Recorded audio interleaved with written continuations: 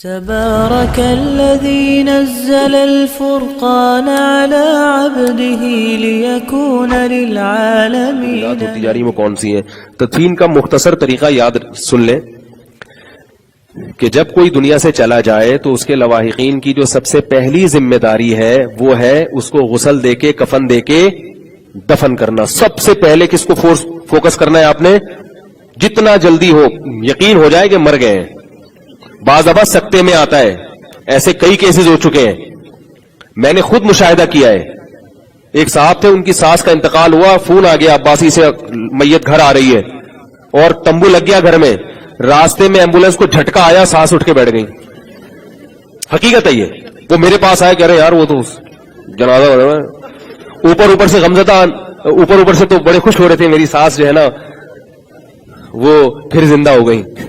ٹھیک, تو یقین آ جائے کہ یہ کیا ہو گئے, واقعی اس دار فانی سے ہمیشہ کے لیے کوچ کر گئے ہیں. یقین آ جائے تو پھر اس کو دفنانے میں جلدی سب سے پہلا کام یہ, اس کو برف خانے میں رکھ دینا. اور فلاں کا ماموں آ رہا ہے تو فلاں کا چاچا آ رہا ہے, فلاں کے, یہ غلط ہے. ان کو کہیں بس آ کے قبر پہ دعا پڑھ لینا. بھائی میت کو اب دعا کی ضرورت ہے, دعا مانگ لینا. میت کو دعاؤں کی ضرورت ہے, اس کو صدقات و خیرات کی ضرورت ہے. باقی میت کو دیکھنے کی کوئی ضرورت, کوئی ایسا مسئلہ نہیں ہے کہ نہیں دیکھیں گا تو پتہ نہیں کیا ہو جائے گا.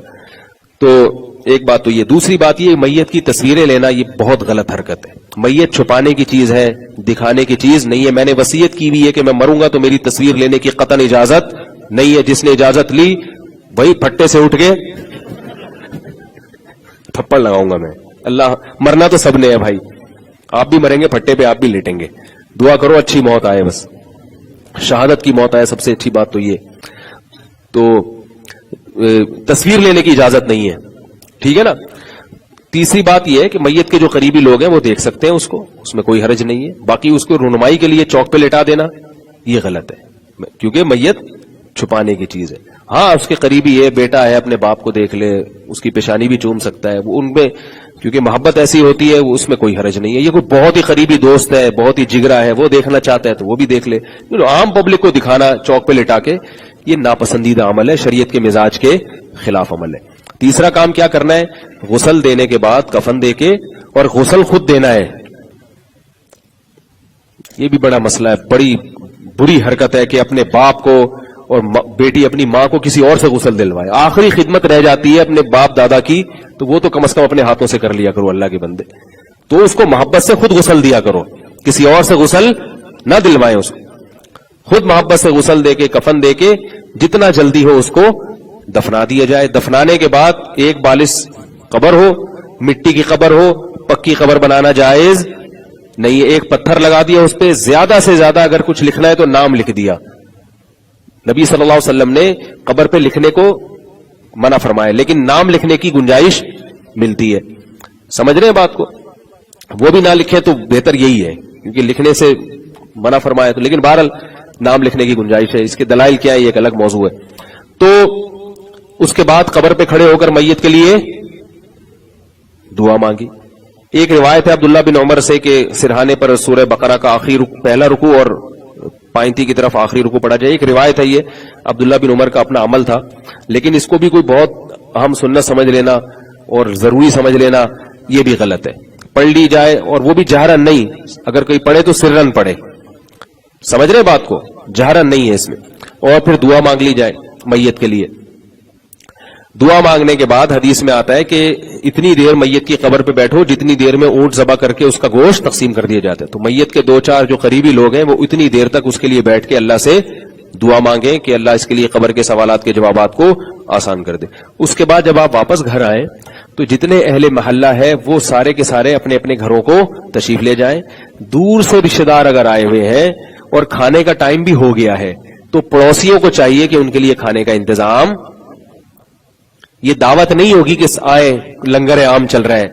میت کے موقع پہ دعوت جائز نہیں ہے, کیونکہ غم کا موقع ہے, یہ کھانے پینے کا موقع نہیں. لیکن چونکہ بعض رشتہ دار بہت دور دور سے آئے ہوئے ہوتے ہیں اور کھانے کا وقت ہو گیا ہے اور کافی وقت بھی لگتا ہے تجہیز و تکفین میں, تو اگر ٹائم کھانے کا ہے تو میت کے گھر والے نہیں, اڑوس پڑوس کو چاہیے کہ وہ جو دور سے آئے ہوئے رشتہ دار ہیں ان کے لیے کھانے کا انتظام کر دیں, اور اہل خانہ کے لیے بھی. وہ رشتہ دار پھر تشریف لے جائیں, اور جو قریبی لوگ اگر وہ رہ گئے تو وہ رہ بھی سکتے ہیں. اور 3 دن تک میت کے اہل خانہ کے لیے اڑوس پڑوس کو چاہیے یا قریبی رشتہ داروں کو چاہیے کہ کھانے کا انتظام. یہ نہیں کہ وہ گھر میں چولہا نہیں جلا سکتے، جلا سکتے ہیں، لیکن وہ غمزدہ ہوتے ہیں تو اس لیے پڑوسیوں کی ذمہ داری بنتی ہے کہ کھانے کا اہتمام وہ پڑوسی کرے. سمجھ رہے ہیں بات کو؟ اگر پڑوسی نہ کرے تو ان کو پھر بتا دیں کہ جب آپ مریں گے تو پھر ہم آپ کے بھی انتظام نہیں کریں گے. وہ پھر ڈر جائیں گے اور شروع کر دیں گے انشاءاللہ. تو یہ ہو گیا.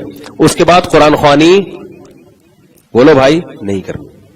کہیں بھی ثابت نہیں ہے کہ رسول اللہ صلی اللہ علیہ وسلم کے دور میں کسی صحابی کا انتقال ہوا ہو تو ان کے لیے اجتماعی قرآن خوانی کی گئی ہو. اجتماعی قرآن خوانی ایصال ثواب کے لیے بدعت عمل ہے. دکان میں گھر میں برکت کے لیے اجتماعی قرآن خوانی جائز ہے کیونکہ وہ عبادت نہیں ہے، وہ رقیہ ہے، وہ برکت کی ہے، دم ہے، لہذا اس میں ثبوت کی ضرورت نہیں ہے. جبکہ میت کو ثواب پہنچانا یہ ایک عبادت ہے، عبادت کے لیے ثبوت کی ضرورت ہے. قرآن و سنت سے ثبوت ہوگا تو اس طرز پہ عبادت ہوگی، اور قرآن و سنت سے اس کا کوئی ثبوت نہیں ملتا. اپنے طور پر جو بھی کوئی نیکی کرے، صدقات و خیرات کرے. حدیث میں صدقات و خیرات کا ذکر ہے، علماء نے اس پر قیاس کیا ہے. قیاس بھی شرعی دلیل ہوتی ہے کہ بھئی جب صدقات و خیرات بھی ایک نیکی ہے نا تو کوئی بھی نیکی کی جا سکتی ہے، لیکن سب سے بہتر کام کیا ہے؟ صدقات و خیرات، کیونکہ وہ منصوص ہے. آئی بات سمجھ میں؟ منصوص کا مطلب اس کا سراطن حدیث میں ذکر ہے کہ میت کی طرف سے کیا کیا جائے؟ صدقات و خیرات. اب صدقات و خیرات میں یہ نہیں کہ دیگے پکا پکا کے تمبو لگا لگا کے لوگوں کو کھانا کھلائیں، کیونکہ اس کا فائدہ، اس کا نقصان یہ ہوگا کہ لوگ کہیں گے اللہ کرے، جو غریب لوگ کھائیں گے وہ کہیں گے اللہ کرے ان کے پڑوس والا جو زیادہ مالدار ہے وہ بھی مر جائے. تو کھانا کھلانا یا ان چیز یہ خوشی کے موقع پر ہوتا ہے، غم کے موقع پر نہیں ہوتا. تو صدقات و خیرات میں چپکے سے کسی غریب کو پیسے دے دیے یا اور اس طرح سے کوئی کر لیا تو یہ زیادہ بہتر ہے. اور 3 دن کے بعد تعزیت کرنا مکروہ اور ناپسندیدہ عمل ہے. اور جو تعزیت کرنے کے لیے آئے ان کو چاہیے تعزیت کے 2-4 مختصر کلمات کریں اور پتلی گلی سے نکل جائیں. دھرنے مار کے بیٹھے نہیں. صوبہ سرحد میں ایک مصیبت کھڑی ہو جاتی ہے کے پی کے میں، میرے جو ذہن میں وہی صوبہ سرحد چڑھا ہوا ہے، خیبر پختونخوا. بعض علاقوں میں، سب جگہ نہیں، گاؤں دیہاتوں میں ایک مسئلہ کھڑا ہو جاتا ہے کہ وہ جس کے گھر میت ہوئی وہ کسی کام کا نہیں رہتا بیچارہ. وہ لوگ آ رہے ہیں، وہ دعائیں خیر چپ خیر لاغ خان خانہ، وہ پھر کھڑا ہو جو وہ دعا مانگنا شروع کر دیں، یا اللہ مغفر. ابھی ہاتھ رکھیں تو دوسرا آ رہا ہے وہاں سے، وہ خال و خیر خانہ کھانا دیکھو مطلب پا خدا دکھانا، وہ پھر شروع کر دے گا دعا. وہ پھر پروگرام ختم ہوا، پھر دوسرا آ رہا ہے، وہ آیا آپ کے ابا دنیا سے چلے گئے، ہاں چلے گئے، دعائیں خیر تپشمت دیکھو مطلب پا خدا دکھانا، وہ جو ہے اللہ تبارک و تعالیٰ وہی، وہ پورا شروع کر دے گا. سارا دن بیچاروں کا یہی کام. وہ بھائی کیوں اپنے لیے ٹینشن کھڑی کی ہے؟ شریعت نے ایک چیز کو آسان رکھا ہے، وہ آئے ہاتھ اٹھانے کی بھی ضرورت نہیں ہے، بس آئے بھائی اللہ تعالیٰ آپ کو صبر کی توفیق دے، آپ کی میت کی مغفرت کرے، السلام علیکم میں جا رہا ہوں. بیٹھیں گے تو پھر چائے کے وقت چائے بھی پلانی پڑے گی ان کو، کھانے کے وقت کھانا بھی. لوگ کہتے ہیں کہ وہ میت والوں کے نہیں ہوتا پڑوسیوں کو، تو پڑوسیوں کا جنازہ کیوں نکال رہے ہو بھائی؟ وہ سارا دن کھلا کھلا کے تھوڑے دن میں برین ہیمریج سے ان کے یہاں بھی کسی کی میت ہو جاتی ہے. پھر چندہ بھی ہو رہا ہوتا ہے بعض علاقوں میں کہ بھئی ہمارے یہاں میت ہو گئی ہے تو کھانا کھلانا تو اس کے لیے چندہ ہو، کیونکہ اتنے لوگ آ رہے ہیں وہ بیٹھ جاتے ہی نہیں ہے، وہ جاتے ہی نہیں ہے. تو یہ سب چیزیں شریعت کی مزاج کے خلاف ہے. اسلام میں سادگی ہے، کسی پر بوجھ مت بنو، سادگی سے رہو. مر گیا کوئی اتنا بڑا مسئلہ نہیں ہے بھائی، کوئی مسئلہ نہیں ہے. آج یہ مرا ہے کل ہم بھی مریں گے، کل پرسوں وہ مرے گا. اسلام میں غم کو اتنا زیادہ منانے کی جو ہے نا اجازت نہیں ہے. عربوں سے سبق حاصل کریں. سعودی عرب اس معاملے میں بڑا زبردست ہے. عرب لوگ، عرب میں کتنی برائی ہے لیکن بہت ساری خوبیاں بھی ہیں ان میں. ان کے ہاں جب کوئی مر جاتا ہے تو اتنا زیادہ غم نہیں مناتے. ما قدر اللہ، کہتے ہیں اللہ نے جو مقدر کیا تھا ہو گیا، بس مرنا تھا اپنے ٹائم میں مر گیا، چلو خلاص، السلام علیکم، چلو بھائی. ہمارے یہاں جو پاکستانی جن کو تجربے نہیں ہے وہ عربوں میں کوئی میں تجھے جا کے گلے مل کے پھوٹ پھوٹ کے رونا شروع کر دیتے ہیں. وہ سمجھتے ہیں اس سے یہ عربی خوش ہوگا. وہ عربی حیران ہو رہا ہوتا ہے، یار میرے ابا گئے میں اتنا نہیں رو رہا، تو پتہ نہیں کیوں رو رہا ہے. ایک دن کیا ہوا، ہمارے محلے میں ایک بوڑھے آدمی تھے، ان کی ساس کا انتقال ہو گیا. وہ بوڑھے آدمی تھے لیکن تھے ایک نمبر. ان کو ڈرامے باز لوگ بالکل بھی پسند نہیں تھے. خان صاحب نام تھا، اگر کوئی ہمارے ایریے کا بندہ بیان سنے گا تو وہ سمجھ جائے گا خان صاحب کون تھے. خان صاحب نام تھا. تو ایک دن کیا ہوا، ایک آدمی آ کے نا خام خامے فنٹر بننے کی کوشش کر رہا ہے، پھوٹ پھوٹ کے رو رہا ہے اور کہہ رہے ہیں آپ کی ساس کا انتقال ہو گیا.